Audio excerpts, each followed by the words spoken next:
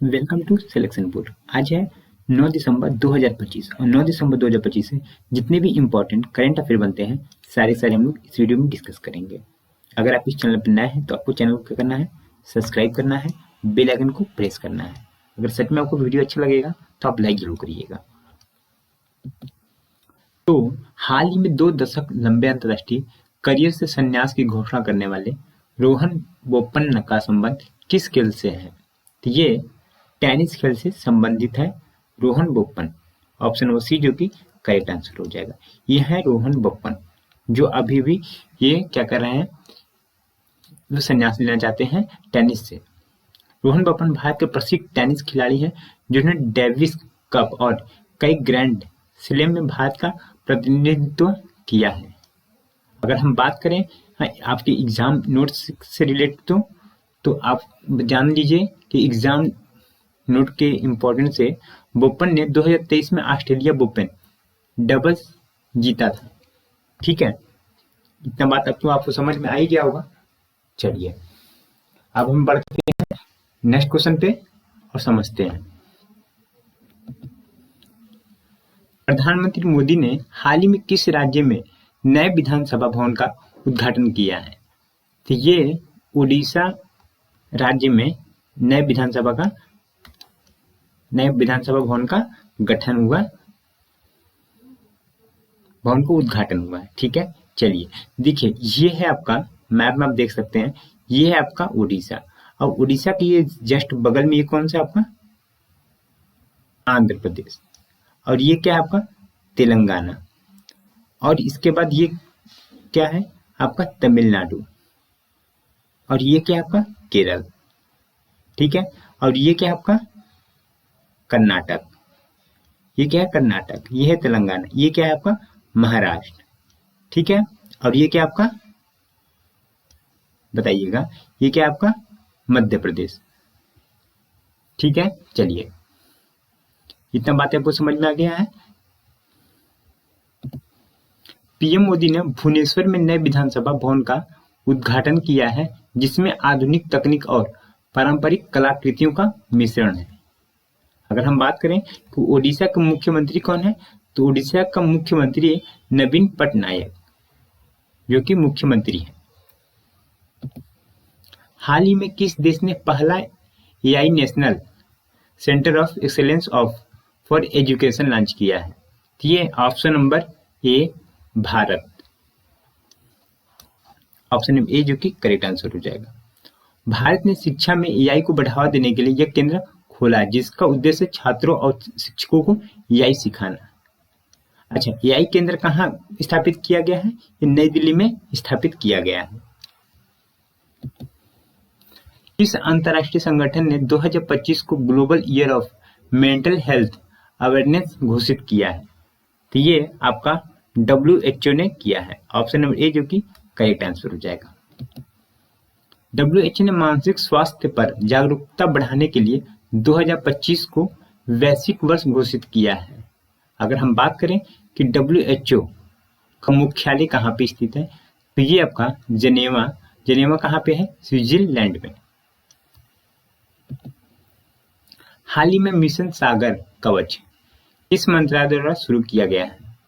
तो ये option number B ministry of defence यानी कि रक्षा मंत्रालय द्वारा ये शुरू किया गया है, ऑप्शन नंबर बी जो कि करेक्ट आंसर हो जाएगा। मिशन सागर कवच का उद्देश्य है समुद्री सुरक्षा और तटीय रक्षा बल को मजबूत करना। ठीक है, अगर एग्जाम नोट से पूछा जाए इसमें भारतीय नौसेना किसको किसको शामिल किया गया है, तो भारतीय नौसेना को, तटरक्षक और राज्य बल को शामिल किया गया है। ग्लोबल स्टार्टअप इकोसिस्टम रिपोर्ट 2025 में भारत की रैंक क्या रही है? तो भारत की रैंक क्या रही है, आप कमेंट करके हमको बता सकते हैं कि भारत की रैंक क्या थी। तो चौथा रैंक रहा है, ऑप्शन नंबर सी जो कि करेक्ट आंसर हो जाएगा। तो फर्स्ट रैंक पे कौन रहा है? यूएसए रहा है और सेकंड पे यूके रहा है और थर्ड पे चाइना रहा है और फोर्थ पे अपना भारत रहा है। फोर्थ नंबर पे कौन है? भारत। ठीक है, चलिए हाल ही में किसे ICC imagining player of the year 2025 चुना गया है। तो ये है यशस्वी जायसवाल, इन्हीं को चुना गया है। जायसवाल ने 2025 में शानदार प्रदर्शन किया और कई अंतर्राष्ट्रीय मैचों में मैच विनिंग पारियां खेली। ठीक है, अगर हम बात करें आईसीसी का मुख्यालय कहाँ पे है, तो आईसीसी का मुख्यालय दुबई में है। ठीक है, चलिए प्रवासी भारतीय दिवस 2026 का थीम क्या घोषित की गई है, तो इसका आंसर कौन सा होगा आप हमको कमेंट करके बता सकते हैं। तो इसका जो है ऑप्शन नंबर डी,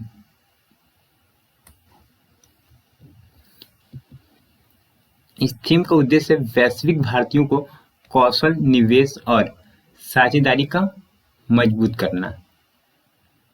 अगर एग्जाम से पॉइंट ऑफ व्यू से देखे जाए, पीबीडी हर 9 जनवरी को मनाया जाता है।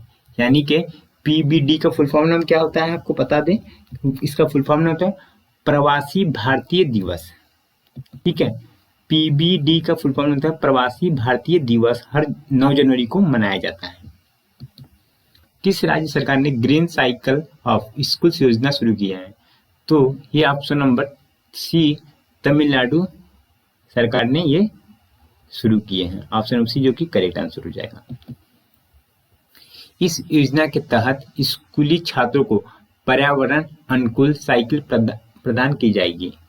ठीक है, चलिए अगर हम बात करें कि तमिलनाडु का गवर्नर कौन है, तो आर.एन. रवि।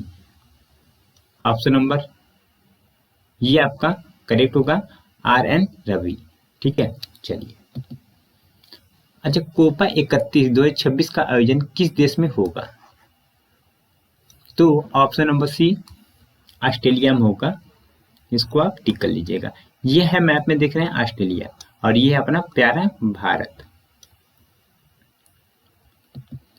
ऑस्ट्रेलिया ने 2026 कोपा 31 की मेजबानी के लिए निविदा जीती है। ठीक है, अगर हम एग्जाम नोट की बात करें तो कोप 30 का 2025 में कहाँ पे आयोजन हुआ था, तो इसकी मेजबानी ब्राजील ने किया था, बेलम में। ठीक है, चलिए अब हम बात करते हैं स्टैटिक जीके, जो कि एग्जाम के लिए बहुत ही इंपॉर्टेंट होता है।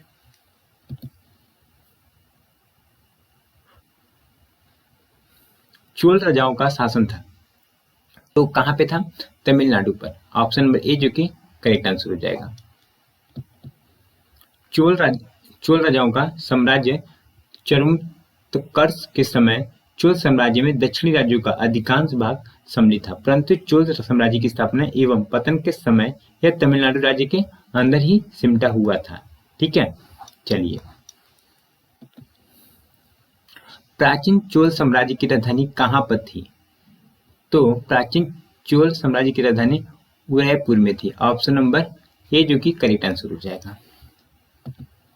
प्राचीन चोल साम्राज्य की राजधानी उदयपुर थी, जिसे प्राचीन का मतलब कह सकते हैं संगमकालीन। इन वंश के शक्तिशाली शासक कारिकल द्वारा राजधानी को कावेरीपट्टनम में स्थानांतरित किया गया था। अगर हम 9वीं शताब्दी में बात करें तो ये 9वीं शताब्दी में विजयालय ने तंजौर को चोल राज्य की राजधानी बनाया था। द्वितीय पांड्यन साम्राज्य की भूमि माप का उल्लेख किसमें किया गया, तो ऑप्शन नंबर ए थलवाईपुरम तांबे की प्लेटों में। ऑप्शन नंबर ए जो कि करेक्ट हो जाएगा। द्वितीय पांड्य साम्राज्य की भूमि माप का उल्लेख थलवाईपुरम के तांबे की प्लेटों में किया गया है। पुस्तक कथा सरिता सागर किसने लिखी थी, तो पुस्तक कथा सरिता सागर सोमदेव ने लिखी थी। ऑप्शन नंबर डी जो कि करेक्ट आंसर हो जाएगा। सोमदेव ने कथा सरिता सागर नामक पुस्तक लिखी थी। चलिए विक्रमादेव चरित के लेखक कौन थे, तो इसका जो करेक्ट आंसर हो जाएगा ऑप्शन नंबर ए बिल्हन, जो कि करेक्ट आंसर हो जाएगा। विक्रमांकदेव चरित का लेखक है।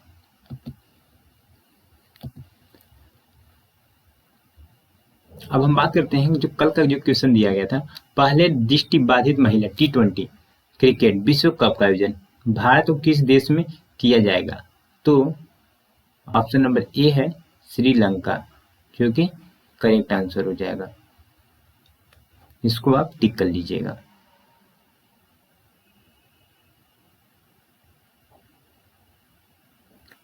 ठीक है, चलिए।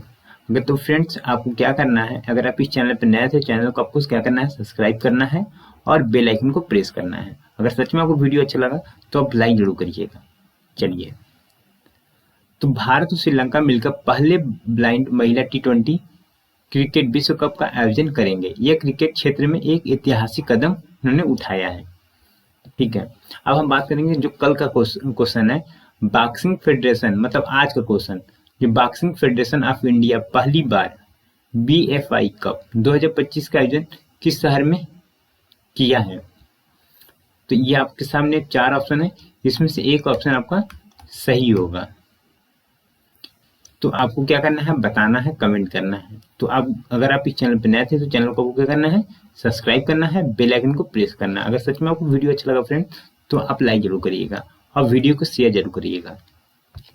तो अब हम मिलते हैं नए वीडियो पे, तब तक के लिए धन्यवाद। जय हिंद, जय भारत। माँ सरस्वती आप सभी को बुद्धि दे, सद्बुद्धि दे और आप लोग अच्छे से पढ़ाई करें।